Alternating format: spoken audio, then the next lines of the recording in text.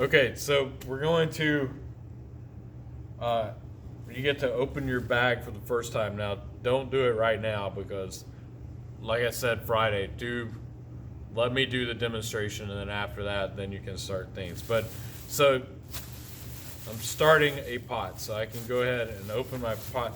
I just kind of unroll the bag because I rolled it in there, so it kind of is double bag, and you can open it up.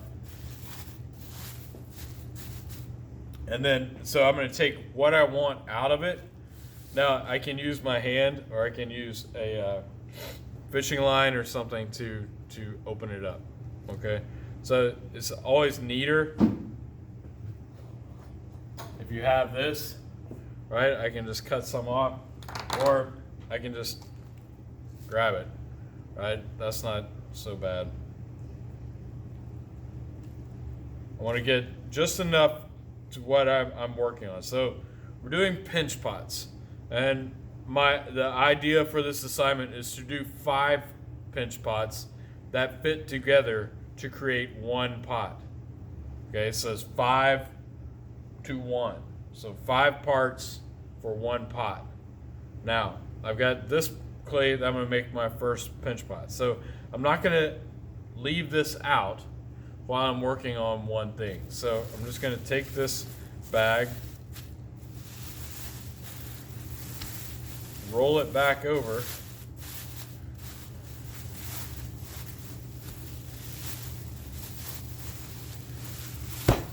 this way for you guys, your clay will stay wet a lot longer. So you're a beginning class, so you have to understand that clay, as soon as it comes out of that bag, it's starting to dry out. So it's made up of minerals and water. So when that water starts to evaporate, the clay gets dry and it loses its ability to be manipulated, right? So it's not plastic anymore. The plasticity of clay is what makes clay so great.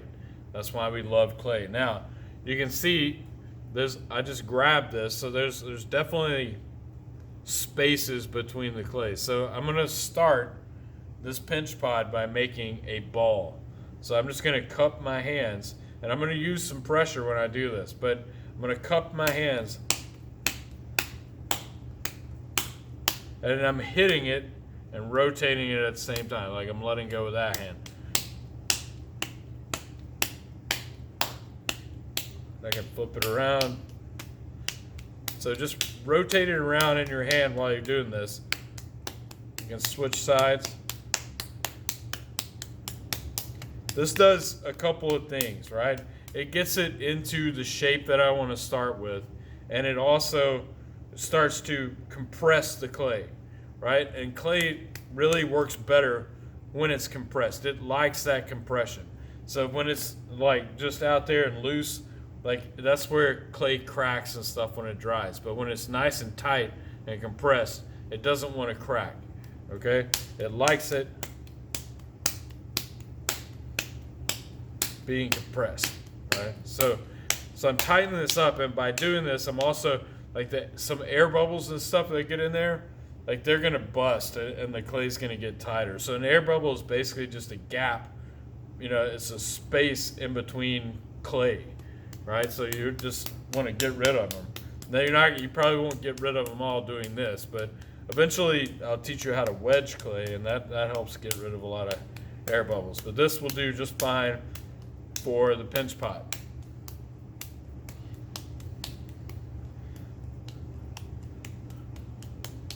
So that really, the pinch pot is probably the most basic of construction techniques.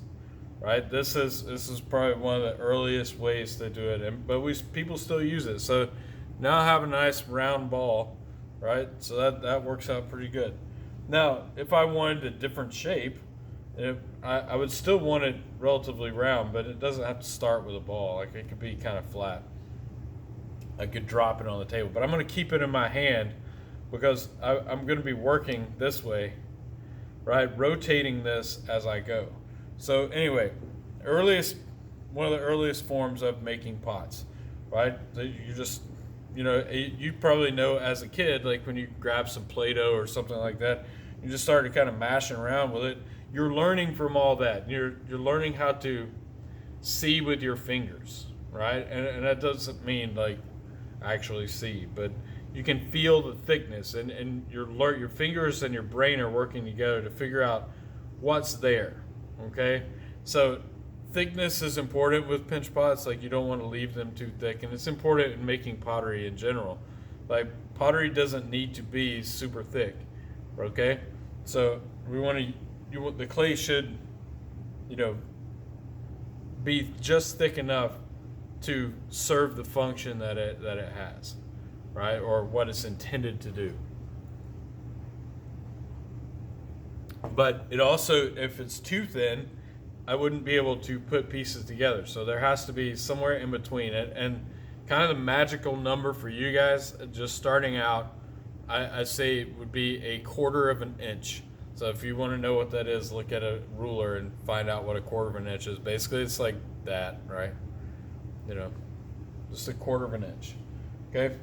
So now I've got my ball, and I'm going to start making the pinch pot. So I'm going to start with my thumb, and I'm going to put my thumb into the center, and I'm going to push down, right? So technically, I have a pot right now, right? It could contain something, okay? It's a really thick pot and not very good, but that is a pot. So it has a bottom. It has the ability to contain things, all right? So now I'm going to keep my thumb. I'm going to make it a better pot, right? I'm going to take my thumb, and my fingers on the outside are going to be pinching towards my thumb. So it's like this. And I'm going to work around this, right, until the walls, I'm trying to pinch the clay in an upward direction from the base, right? So the base is what's in my hand, right? And I want the walls to get somewhat wider, but not immediately wider, right? And then, but I want them to grow up, right? So in order to make it go up, I have to pinch.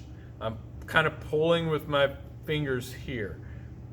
So I want to pinch the clay. See how I move that? Right?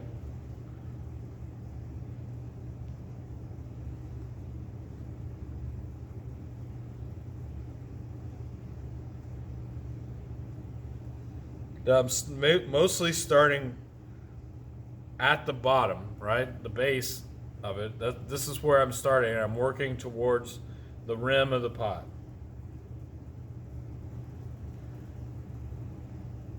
And I'm pinching and I'm rotating this as I go. So now, after a couple times around, this is still really thick, right? But it has gotten a little bit taller, and you know, I've created more space on the inside. So, and now I'm going to start working around the thicker part at the top, and then I'll go back in and start going around. So I'm being pretty deliberate in where I'm working, but I'm also working at a good speed for me, right? I'm not, because again, like I said, the clay will start to dry out as you open it up and start working with it.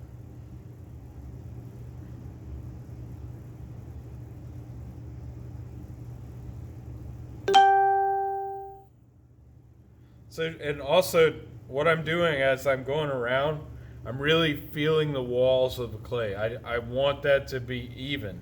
Okay, it's really important that clay is even. If you have a thick piece of clay, you know, if this wall is like really thick here and really thick here, but really thin here, okay, it's not even. Okay, so the part that's thinnest is going to give way because clay shrinks as it dries. So you want to make sure that it stays even, and that's what I mean by seeing with your fingers. Like as I'm going around, I'm feeling the clay, and I want it to be even. If it feels a little thicker, I pinch it a little harder, right? If it feels thin, I leave it alone a little bit. I'm also trying to stay relatively even with this, and I haven't even talked about the whole pot yet, right? I'm just kind of making these, right? But we'll get there. That is important. I mean, I have a vague idea of what I want my 5-piece pinch pot, pot to look like.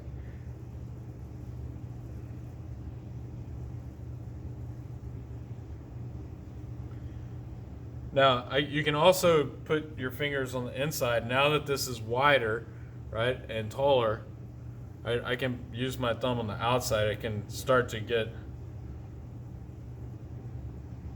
more height out of this.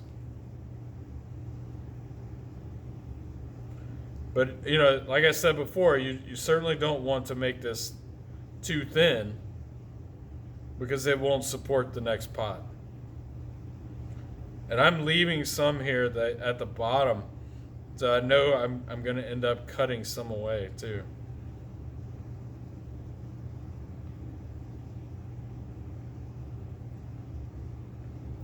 You see all these cracks and things around that's fine.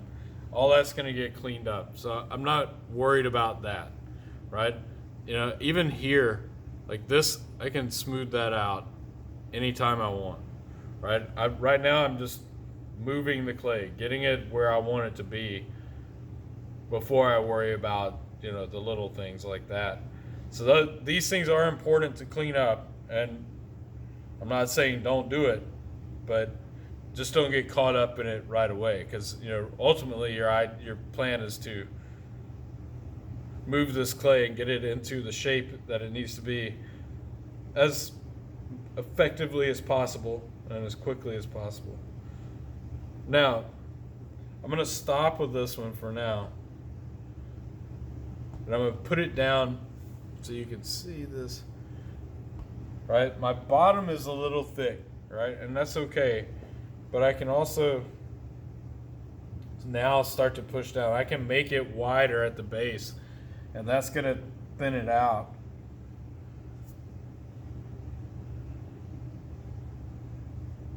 Now, not every demonstration that I do I keep, right? Sometimes, and not everyone I finish, right? I go all the way to the end with, because you don't need to really see that all the time. Sometimes you do, and I will show you that.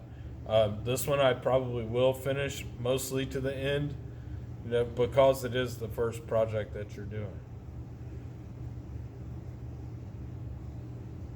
All right, so I've stayed relatively even.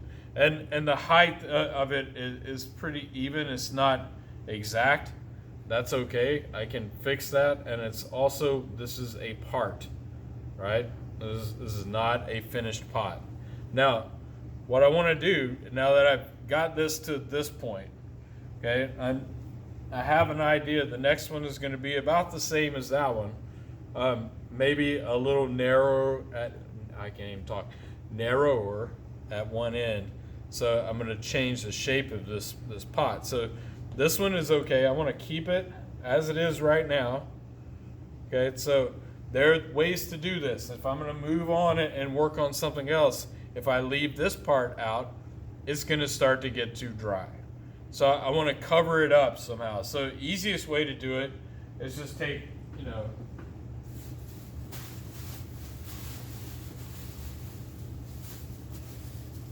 keep a trash bag around, right? Now these, like the kitchen bags, this kind of plastic works a lot better than the grocery bags, right? The plastic grocery bags, for whatever reason, that plastic is not great for clay. If that's all you have, that's all you have. But clay tends to get, it doesn't stick to the clay as much, I guess. I'm really not sure why it doesn't. This plastic is a lot better. So all I'm going to do is I'm just keeping this wet. So I just kind of close it up. And this could be something you do. Now you can see that it's wrapped up in several pieces. It has several layers of that around it. And there's no spaces where air is getting into. And I think that's what the kitchen, like the grocery bags, plastic grocery bags with the handles, they let in too much air. This doesn't. Like when you wrap it around like that, it sticks to it. Also, dry cleaning plastic works. Now, also, let's see if I have one big enough. There we go. If I have something big enough like this, right, with a lid like plastic, I can stick it in there.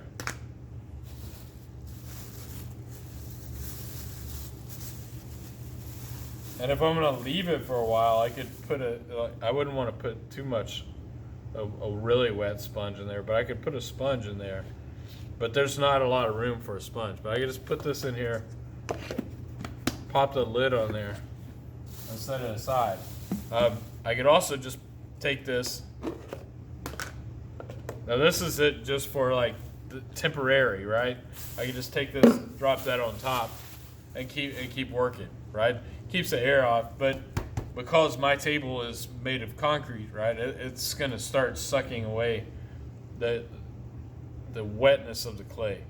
So if I leave it on this, it's gonna stick. So it's good to have that plastic barrier in between. I mean, but that works right now. All right, so now I'm gonna get my bag of clay again. And notice I have only used one tool, right? My hands.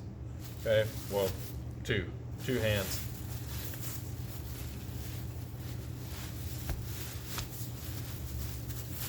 I mean, we will get to a part where it's, time to use tools. Right now, it's not it, right? I don't need it. So I want to get about the same amount of clay as I did.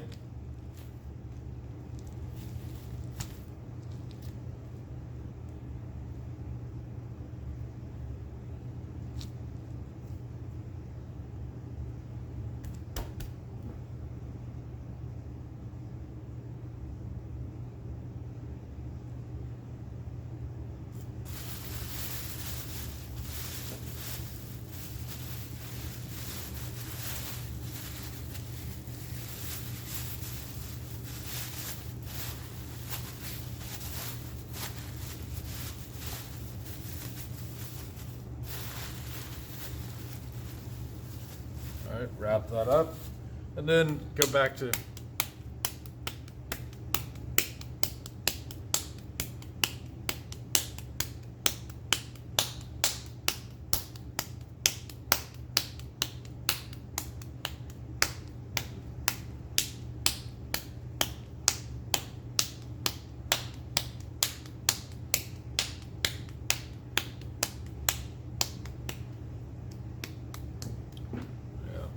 I'm not sure how well this works for you.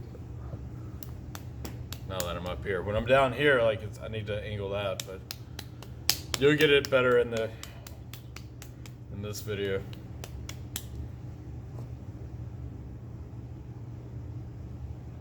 So one thing about clay is like it really records history really well, and what I mean by that is like if you have,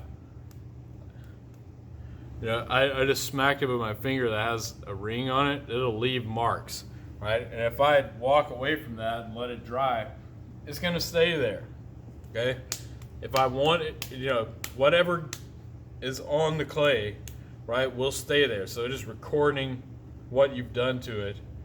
So if you don't want something that's there, you need to take care of it, right, before it gets dry.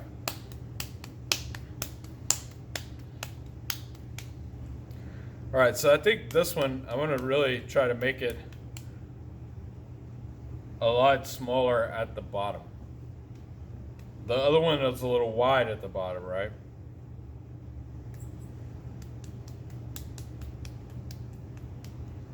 And then I'm going to show you how to take this one and put it onto that one. And that's all I'm going to demonstrate today, because I don't need to demonstrate the 5 parts for you, because it's the same thing. It's just saying, and I will do more for you tomorrow. I will finish the actual pot demonstration tomorrow, just so it's not so much in one day, right? Okay, so start the pinching process. Again, just rotating around, right? Feel the clay, move the clay. So I'm working a little faster now, right? Because I've already shown you stuff, right? So I can, the more comfortable you get with it. Now, also, like, you do not want to get this rim like really thin. It will not work. It's going to crack and break, and that's, some of you do that. Like, I've seen it happen. Like, I will sit and talk and say, don't do this, and then right in front of me is people go to start pinching away, and all of a sudden there's nothing left but a little cracked thin edge around the pot. Like, why is my pot not working? because you did what I said not to do. You just went crazy. You couldn't stop yourself. Right? Control. Control the medium.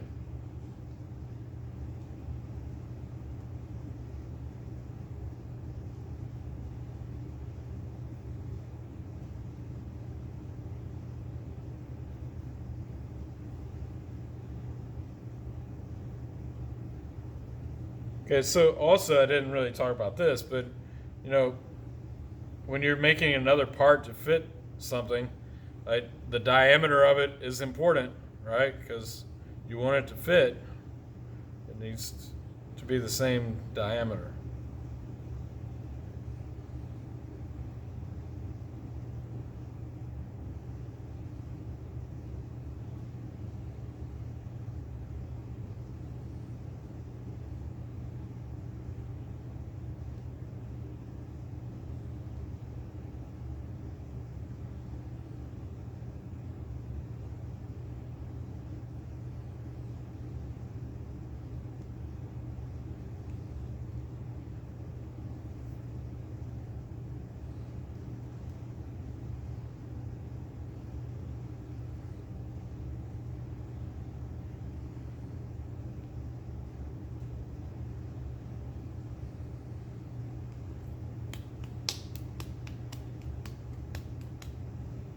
So now I can use my table as a tool a little bit. So I'm going to take it and I'm just trying to roll this around a little bit.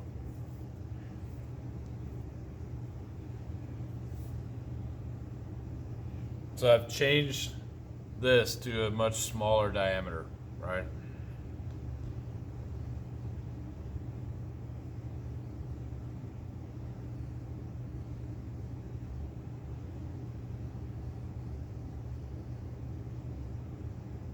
Now again, you know, I'm making sure that my walls are even.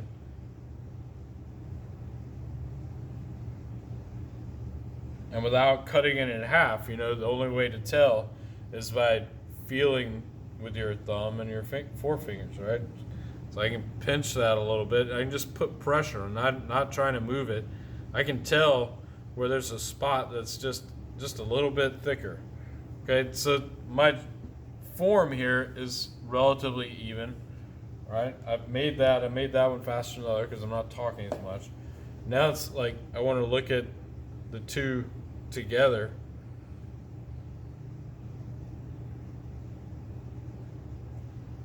And then, like I said, you know, tomorrow is something that is different. You know, I will finish some of these things up. But I've got my diameters really pretty close. And, you know, I can use a knife or something and cut these off, but at this point I don't really need to.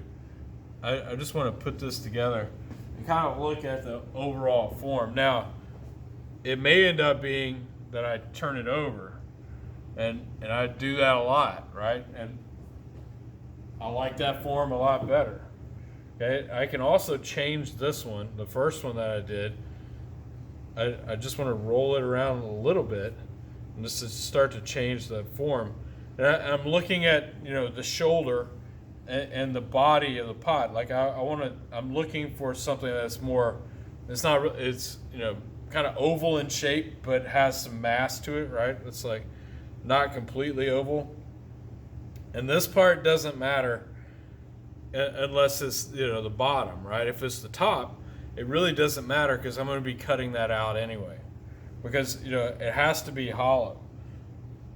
So now if I can kind of match that up a little bit, my diameters for the two, I can bring this one in just a little bit because I left it a little thicker. You know, it's always better to leave it a little thicker and then take away what you don't need at the end than to have nothing left to work with, right?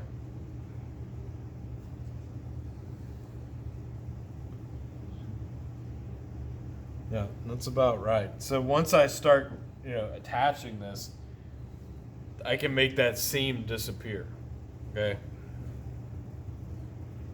So the last thing This is still pretty soft, right? It would be better to attach them tomorrow, but I'm gonna go ahead and do it in case somebody gets ambitious and wants to start this. I don't want you to really jump in this thing and try to finish your pot today, because this should take, a week, 4 days, something, if you're working during this class time. Today is demonstration. Tomorrow I'm going to demonstrate a little more, but I'm going to go ahead and show you how to put parts together. And the parts have to make sense, and that's important, right? First thing I want to do is get a fork. And I know, like, right now it's easier for me to work with this one at the bottom, but I also know that I may turn around. There's nothing that, this thing could be put on its side, right? But it has to make sense. Like, this would have to match that. They're just the good design ideas that you figure out. So I'm going to use the fork, and I talked about having a fork to do your work with, and this is called scoring.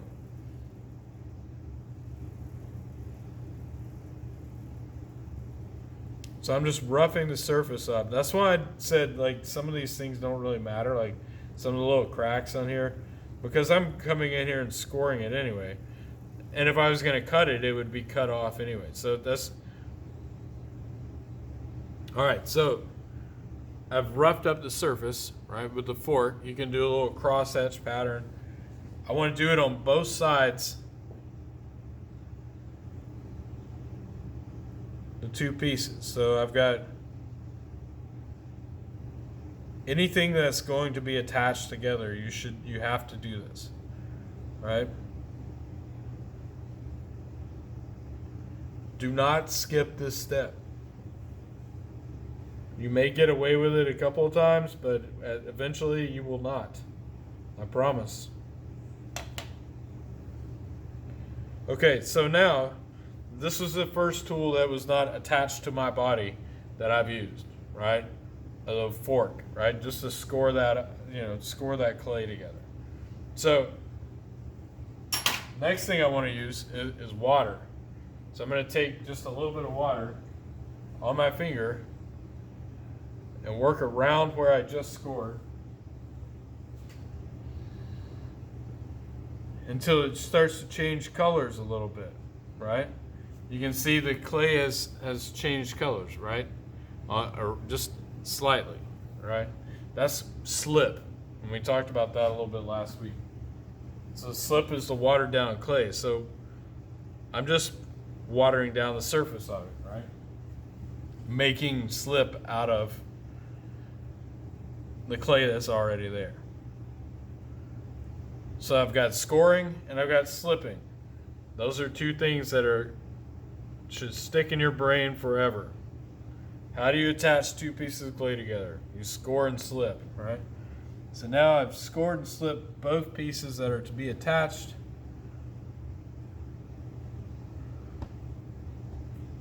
Get it lined up, start putting a little pressure on it. Not trying to crush the pot, right? But just enough, like, put a little pressure and I can give it a little slight turn. So some of that slip starts to ooze into the crack a little bit. You can see it coming, right?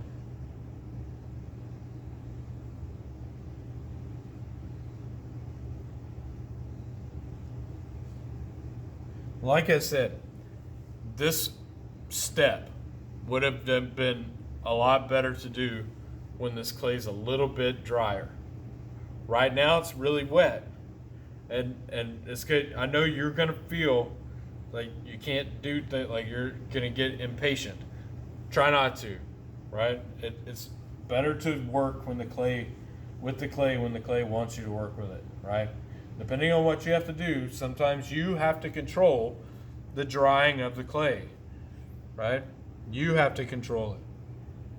If I leave this uncovered and walk away from it, I'm not really being in control of taking care of this clay, right? So it could dry out and I could miss my window of continuing to work on it, right?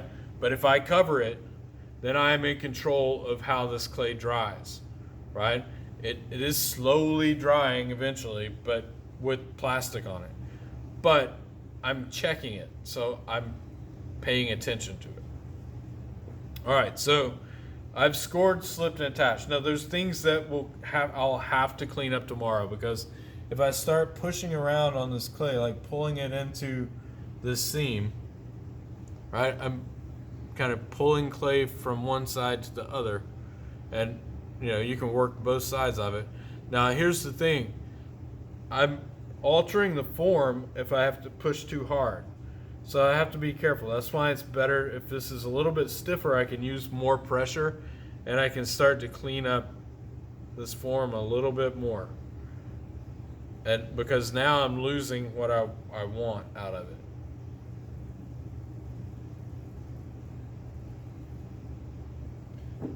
I can also use the table.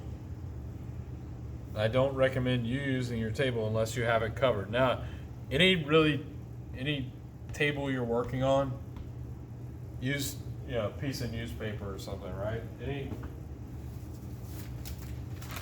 If you have some newspaper down on the paper on the table, it'll work. Or if you have a trash bag, trash bag's going to work good. It's not going to dry out as much, but the trash bag will kind of stick to this. So every time you move it around, you're peeling the trash bag off. This isn't going to stick as much, right? The newspaper works really good to work on, and I'll work with newspaper on this so it doesn't dry, so I can move stuff around. Like once I start doing more things, I'll have newspaper on there.